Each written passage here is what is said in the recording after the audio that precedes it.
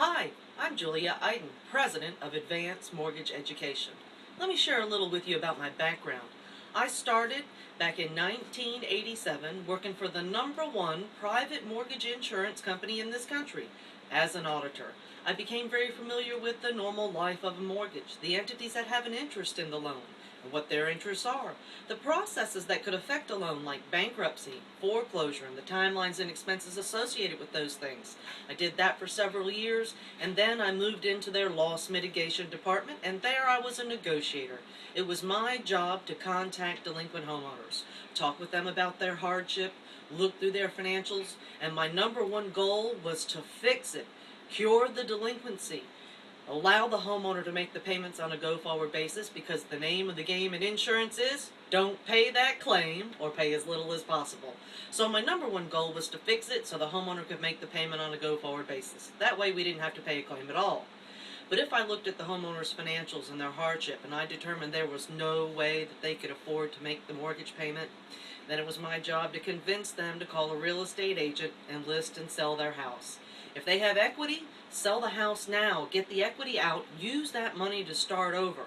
Otherwise, we'll eat that equity up on a way to foreclosure with expenses. If they didn't have any equity, then I would encourage them to do a short sale, selling their house for less than what they owed. Let's minimize the damage to their credit so that they don't have to wait as long to start over. I did that for several years, and then I became the corporate default manager. I traveled around the country, went to large mortgage companies, held training sessions for their customer service departments, collections, loss mitigation, classes like what are the options available to homeowners, how do you assess the status of a delinquent homeowner, how do you match them with the right option the first time out so they're not going in and out of default. I traveled around the country many years as a corporate default manager. Then in 1999, I went to work for the second largest mortgage investor in this country. I was their on-site loss mitigation consultant at one of the top 10 mortgage servicing sites. From 1999 to 2003, when I drove into the office each day, I drove into that mortgage servicing company even though I worked for the investor. And over the years, I made friends with the people who actually do the jobs. And what I found out is it didn't work the way that it had been explained to me. There is a process. And if you don't understand what's going on, it's going to be very easy for you to get stuck in the wrong place and extremely difficult for you to get to the right place where you need to be to fix this. And the very worst thing that a homeowner can do is sit back and wait for the foreclosure sale to come. There are many options available to them. They just need to know how to get through to the right place. In 2002, I looked around and I could see it coming like a freight train in the night. I know what happens when you give somebody with a 580 credit score a stated income, stated asset loan with no money down.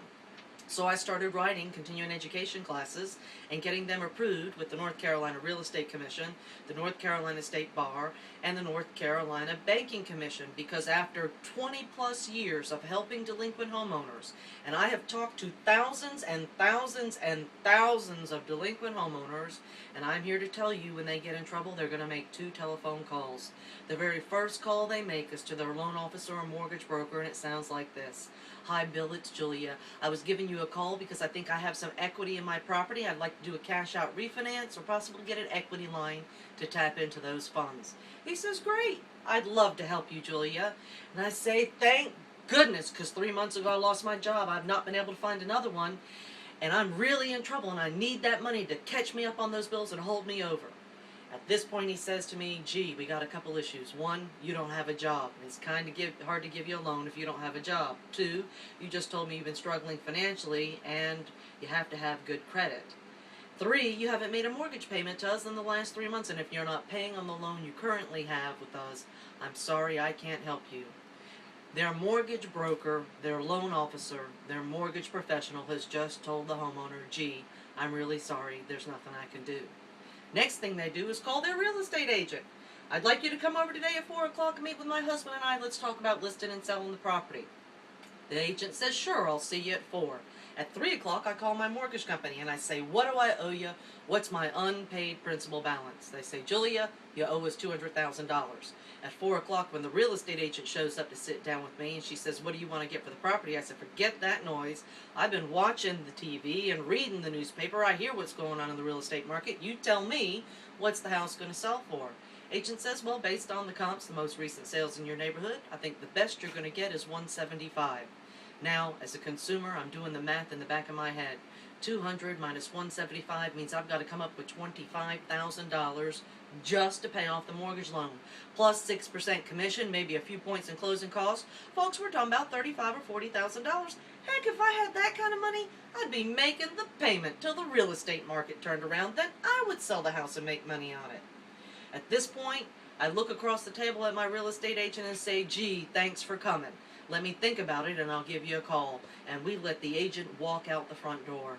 My husband and I look at each other and say, I guess we're waiting for a foreclosure sale to come because we don't have enough money to pay off our loan. After many years of working with homeowners, seeing them turn to their real estate professionals who were not equipped with the information and the resources and the skills to help them, out of desperation, I started writing continuing education classes so I can help real estate attorneys, loan officers, mortgage brokers, and real estate agents assist homeowners because bad things happen to good homeowners all the time.